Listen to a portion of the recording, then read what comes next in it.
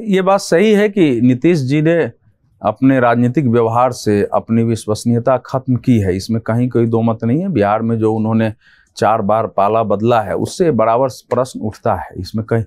लेकिन किसी भी सरकार की जीवन आयु, उसका प्रदर्शन ओवरऑल परिस्थितियों पर निर्भर करता है कि देश का इस समय वायुमंडल क्या है, राजनीतिक समीकरण क्या कहते हैं। इस समय की परिस्थिति यह है जो हम लोग भूल रहे हैं, या तो ये सरकार चलेगी या देश को चुनाव में जाना होगा। अगर ये दोनों चले जाते हैं, टीडीपी और दोनों चले जाएंगे, तब भी दूसरी ओर सरकार नहीं बनती है। इस समय का संख्या बल जो है, इसको हमेशा ध्यान रखिए। एक दूसरी बात है कि बिहार का चुनाव परिणाम क्या रहा है। बिहार का चुनाव परिणाम इस समय इतने प्रचार के बावजूद, सब कुछ के बावजूद, जिसकी हम लोग चर्चा कर रहे हैं कि नैरेटिव्स चलाना, वहाँ भी तो आरक्षण खत्म हो जाएगा, ये संविधान खत्म हो जाएगा, सारा कुछ चला है ना, इसके बावजूद वहाँ का परिणाम क्या है।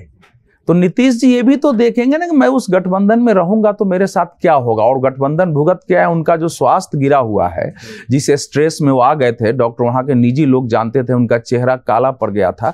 उनके लिए मतलब कई बार तो वो आपे से बाहर होके संविधान सभा में क्या क्या बोलने लगते थे, इतना उनको अंदर स्ट्रेस हो गया था उस गठबंधन के कारण। अभी भी उनका स्वास्थ्य नहीं संभल रहा है। तो ये भी एक परिस्थिति होती है देखने की। अब इसमें 3 बातें। पहले तो मैं जयदीप जी से आग्रह करूंगा कि बार बार आपके यहाँ अयोध्या आता है तो किसी दिन अलग से, वो बहुत अच्छा विषय है कि अयोध्या और उत्तर प्रदेश पर एक चर्चा करा ली। कर लेंगे। वैसे हमने जरूर 2 दिन से अयोध्या पर बहुत किया है, लेकिन हमारे अयोध्या में मैं देखा हूँ तो किया है, बराबर आ जाता है और सब लोग अपने अपना इसलिए खींच के कोई विषय अयोध्या पर चला जाता है, जबकि सरकार का महत्वपूर्ण विषय है आगे। हाँ, तो इसीलिए उस पर बात होने लगातार आ जाता है चर्चा में कि इस कारण से हारे, इस कारण से जीते। सरकार देखिए इस समय आप 2 दिन की परिस्थितियां देखिए, परिस्थितियों को आपने देखा है।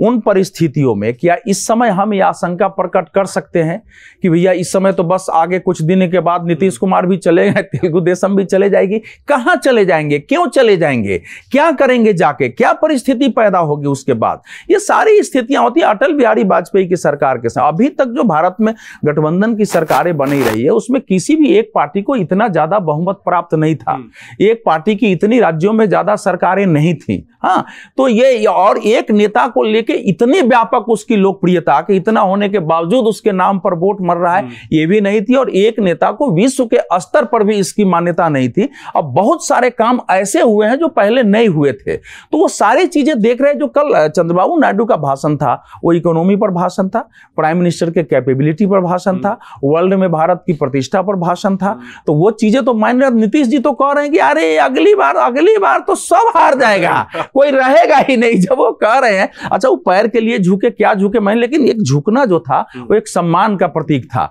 अब वो पैर छूने के लिए झुके हैं, क्या झुके हैं, तो उनका माइंड तो है किसी का सम्मान में किसी का पैर छूना। जैसे ये मेरे से बड़े हैं, मुझे सार्वजनिक रूप में कोई कहे कि इनका पैर छू सकता हूं, मुझे कोई दिक्कत नहीं है, बड़े भाई की तरह है। अब उसको आज के युग में आप मजाक बना दे सकते हैं, लेकिन किसी के अंदर नए सिरे से सम्मान पैदा हुआ होगा कि हम इस व्यक्ति, क्या अंदर बात हुई है कि इस व्यक्ति को छोड़ के गए, इसके बावजूद पिछले कुछ समय में इसका व्यवहार हमारे प्रति क्या रहा है, तो उससे भी तो सम्मान का भाव पैदा होता है और आदमी का मन बदलता है। ये सोचिए, तो वो भी बहुत कुछ कहता है इस समय। लेकिन जो समस्या है, देखिए इस समय देश बदला हुआ है, कोई इसको कुछ भी कह दे, हिंदुत्व का एक व्यापक भाव लोगों के अंदर, देश और दुनिया के हिंदुओं के अंदर है। लंबे समय बाद पता चला है कि हमारे धर्म को अंधविश्वासी कह के जो हमको हीनता से ग्रस्त किया गया था, उससे हम बाहर निकले हैं। सांस्कृतिक पुनर्जागरण के दौर हैं, इससे जुड़े जो मुद्दे हैं वो सामने आएंगे। विपक्षी पार्टियों को भी पता है कि इन पर हम एग्रेसिव होंगे तो हमारे वोट कट सकते हैं, इनको भी पता है। तो सारी चीजें आएंगी और भय वही है ना कि भैया मथुरा काशी में क्या करेंगे, अब कोर्ट का फैसला आएगा उसके बाद उस पर, लेकिन ये सारे इशू होंगे। और बीजेपी के लिए यह है कि बीजेपी एक विचारधारा वाली पार्टी है।